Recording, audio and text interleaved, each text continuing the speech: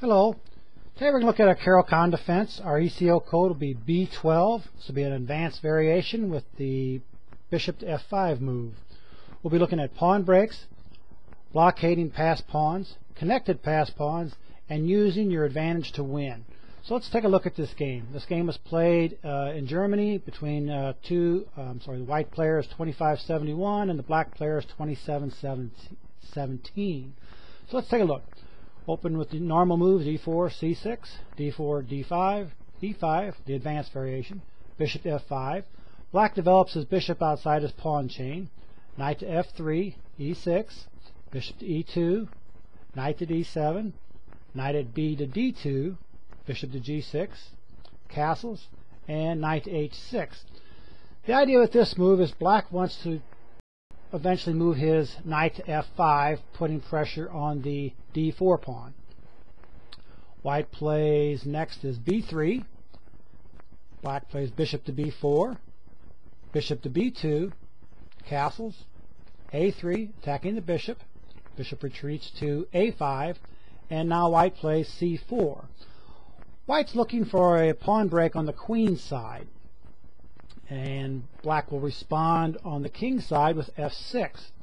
Normally in the Caro-Kann you will see black try to advance his c-pawn for his pawn break, of course, after maybe setting it up with a rook to c8, and maybe this bishop here would have been back at b6 or e7, something like that. But in this game, black plays the pawn move f6 to open 8 lines for his attack and to attack white's center. So after f6, white responds with c takes d5, e takes d5, and black took it to e pawn instead of the c pawn, so he would have a 4 pawn to 3 pawn advantage on the queen side, which could possibly help him in the endgame. Of course, white has the same advantage on the king side. He has 4 pawns versus 3. So in a sense, you could say, though, the game could be, at least the pawn structure would be equal. The game continued with b4, attacking the bishop. And actually, a better move for white would have been e6, disrupting black's coordination of his pieces. Most probably, black would have had to retreat the knight to b8 and putting the knight and rook out of play temporarily. But white decided to play b4 instead. Black retreated with his bishop to c7. White plays b5. And now black begins a little combination of exchanges here that improves his position quite considerably. He plays f takes e5. White plays d takes e5, and now black plays c5. And now what he has is 2 connected passed pawns. These will be a big advantage to him, but also notice that white has a 4 pawn to 2 pawn advantage on the king side. So black has exchanged one advantage for a disadvantage.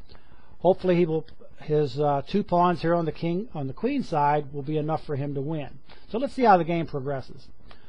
White plays rook to e1, black plays rook to e8, and the idea here is that black wants to stop this e pawn from advancing. It's a passed pawn, so he wants to eventually take control of this e6 square, and also at the same time he wants to advance his 2 pawns, his c and d pawn, and he wants to get all of his pieces together in the right squares and right positions so he can make this advance work for him. White played next bishop to f1. Black responds with knight to f8, continuing to control this key square in his position. White plays g3, with the idea, of course, bringing his bishop to g2, putting pressure on this pawn. Black plays queen to d7, and now knight to h4, and bishop to f7. Black has completed his control over the e6 square.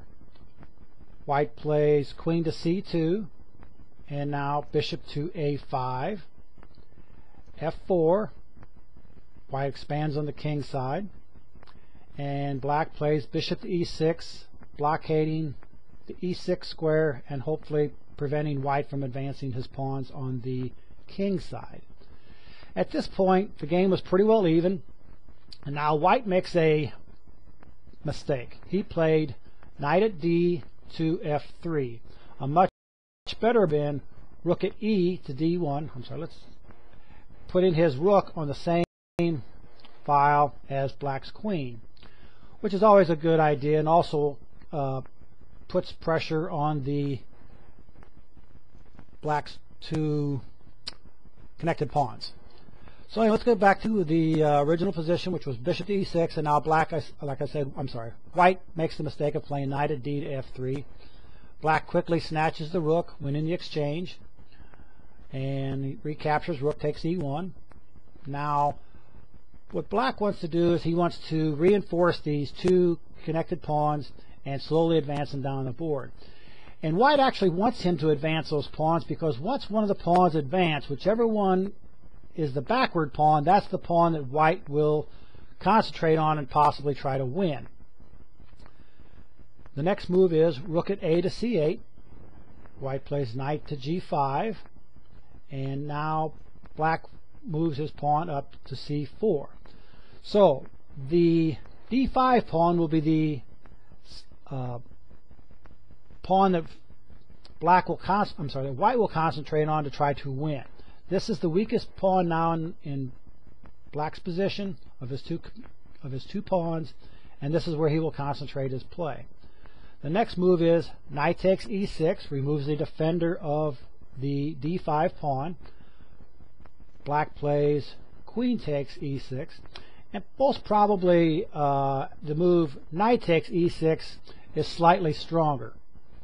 But black played in the game queen takes e6. Next move is bishop to d4, g6, rook to d1, adding pressure towards that d5 pawn, rook at e to d8, defending it. Next is queen to c3, and now black plays b6, rook to d2, queen to e7, bishop to h3, attacking the c8 rook. Black plays knight to e6, blocking the attack, and now white plays knight to f3. Next is knight to f5, and finally, after this knight had sat on the side of the board for the last 20 plus moves, the knight finally gets back into the game. Next move is bishop takes f5, so he was in here a whole one move. Next move is g takes f5. Now knight to h4, attacking the f pawn. Next is queen to f8, and now the move g4, which is also a mistake, which I will shortly show you.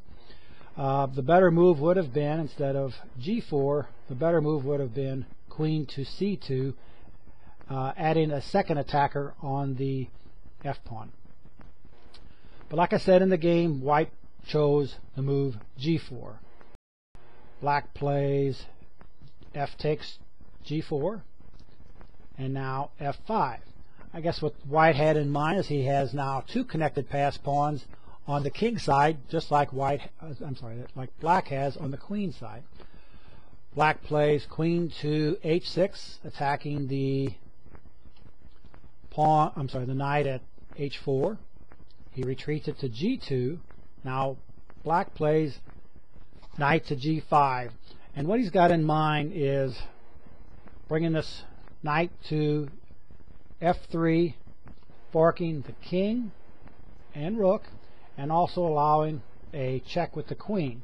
So that is the threat that white responds to, and he does so by playing knight to e3, protecting the f3 square.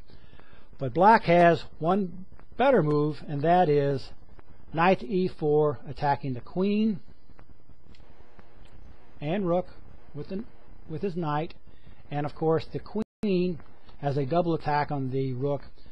Therefore, black will win the other rook or the knight, and with that kind of an advantage he will win easily. At this point, white resigned the game. I hope you enjoyed it, and thank you very much.